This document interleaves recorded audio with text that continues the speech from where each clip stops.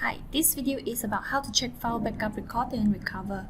Let's say I have this file open and I change the door material.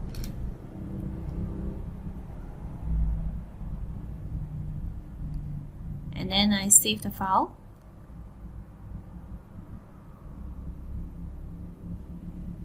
Then I exit and open another file.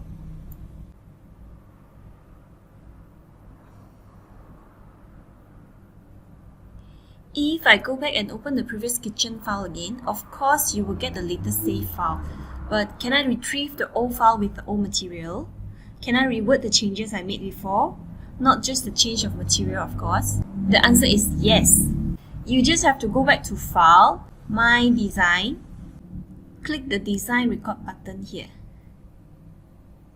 Here's the list of the save history, so I'll just double click the file I saved 23 days ago and voila, this is the file.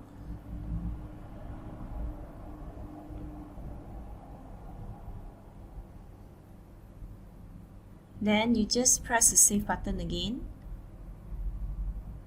and that's it. Happy trying. Bye.